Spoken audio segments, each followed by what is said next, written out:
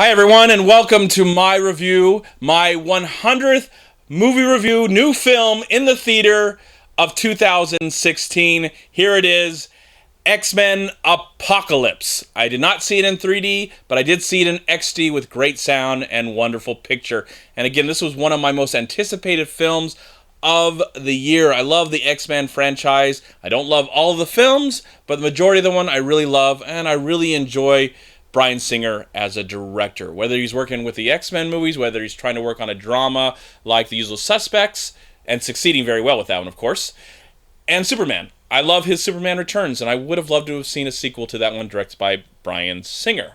So he is back for the fourth time. I think this is the fourth X-Men movie that he has directed, and what he's proven in the past, that he is the best man for the job.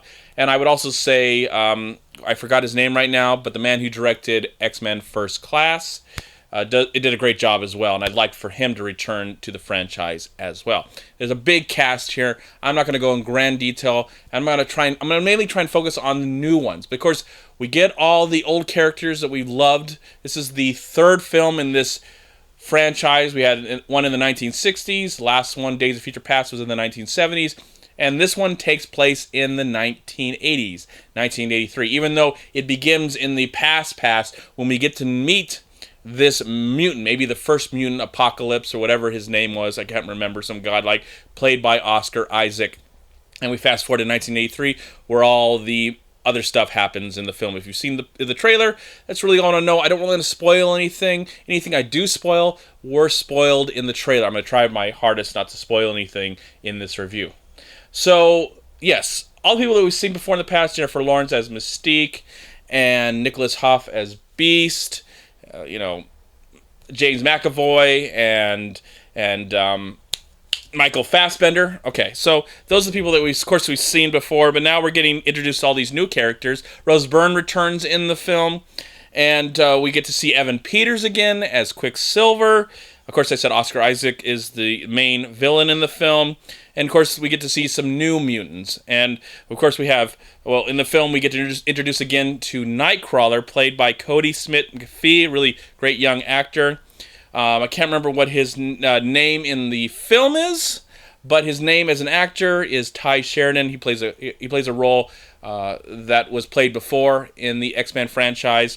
And then we get to meet Jean Grey again, but now she's played by Sophie Turner from Game of Thrones. Really great actress from that film, from that show. Really like where she's headed in the Game of Thrones franchise.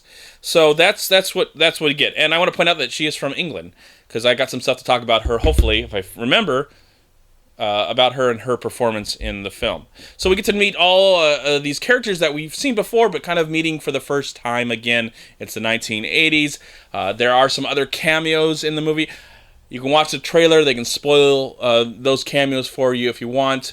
I will say a certain creator of this whole universe makes a cameo in the movie. I'm not going to say where, but I'm glad we get to see some of those characters again. So this follows this new villain, Apocalypse, and he pretty much can do no wrong.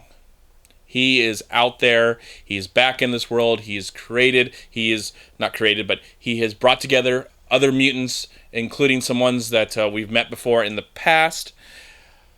Okay, how did I feel about the film?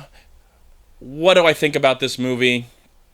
I had a lot of anticipation for it, a lot of excitement, a lot of expectations. Days of Future Past was a wonderful film. It is one of my favorite X-Men movies, up there with First Class, X-Men 1, and X-Men 2, or X2. So, very excited to see this film, and now that I've walked out of the theater, I want to point out that this is just my opinion. You may agree, you may disagree, but just let you know that this is my opinion, and here I am going to share with you now. This, in my opinion, my humble opinion, this is the best this is the best X-Men movie, in my humble opinion. I don't know how they will able to top it if they continue, and they're going to. I hope they are going to. I don't know what their plans are, if they're going to travel to the 1990s, and then finally we're going to get back to where we all began. But I really loved this film.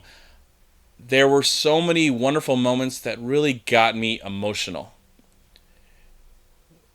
What we learn, what happens to Magneto in this movie, and I felt like his part,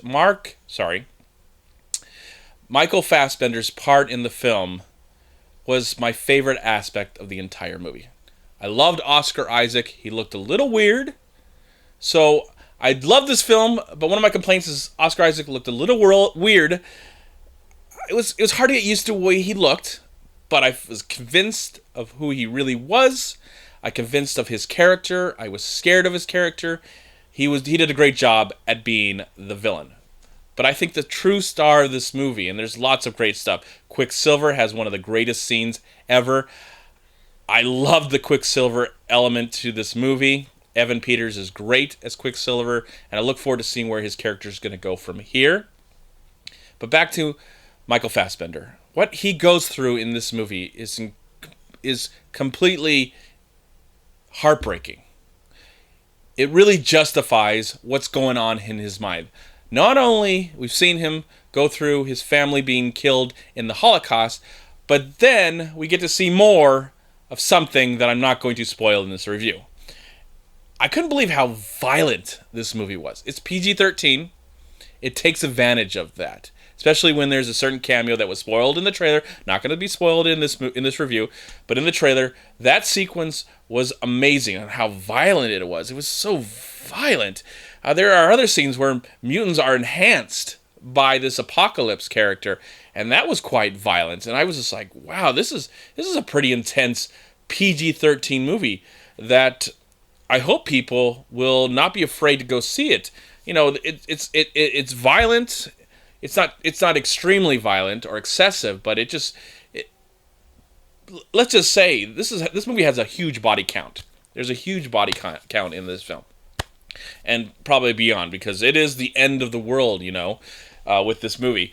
So I felt like what they needed to do with sequels is try and top the last one. It's really hard with sequels to try and get you invested in the characters again and then try and up the stakes and top it. And I really felt, honestly, this is how I felt, that they topped it. They gave us a very compelling villain. We got to see all our favorite characters. Everyone had time to develop and to care about them. I liked how things are set up with the bad guys. I like how things are set up with the good guys, and how some of the good guys are like, should it be bad, should it be good, and back and forth. There's lots of that, and I thought that was so damn interesting. I thought the movie looked great special effects, just great build-up as we get to see what happens in the past, and then we get to see the 1980s, and I felt like the movie wasn't an excuse to show you a bunch of 1980s references. And that's what I'm grateful for. Yes, it does that, but it gives you a very interesting story, so you're so involved, at least I was involved into the story, that all the other references were just icing on the cake.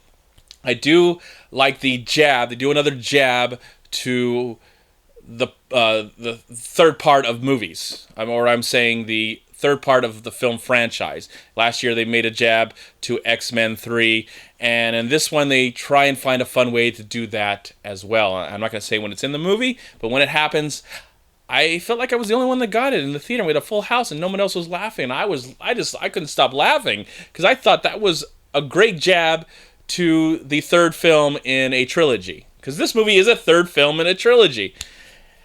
I love the film. I have not heard what any of my friends think yet, or any of the major critics. Of course, everybody, they're the most important. You should listen to, of course, all the major critics before you even make up your own mind, right? Right? No? Okay, I don't think so. So I haven't heard what everybody's opinion. This is just mine, just having come out of the theater and witnessed the film. And I don't know if I'll ever do another review, maybe with some spoilers, but I was on the edge of my seat, reacted multiple times. I laughed. I cried. I had to wipe a few tears throughout the film. I was really emotionally involved in what was happening with this incredible comic book movie. This is how you do it, people.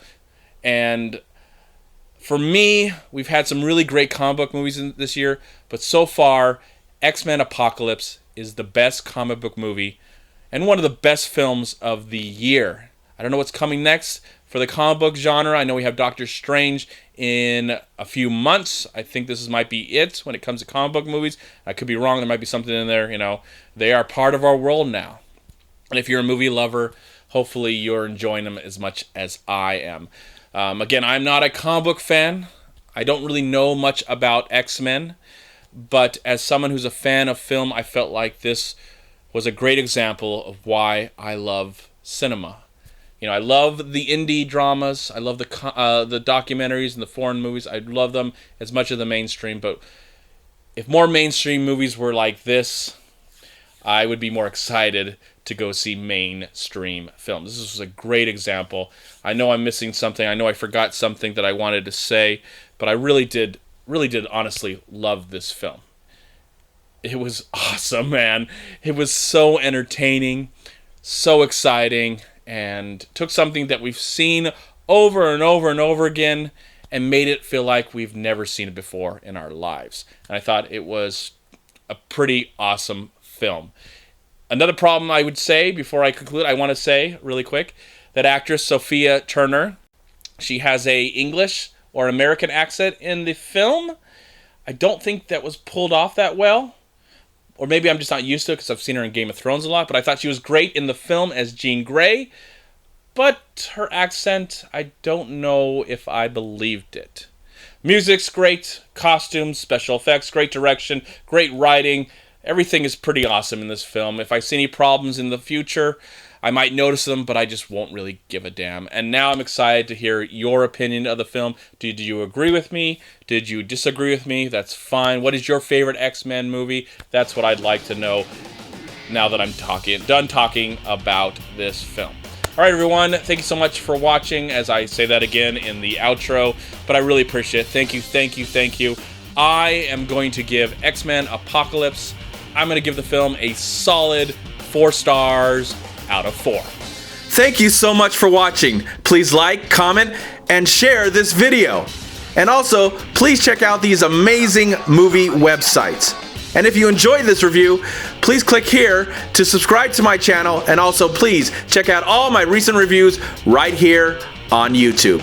Have a great day, live film, find peace, happiness, and harmony in anything and everything you do, and I'll talk to you at my next movie review.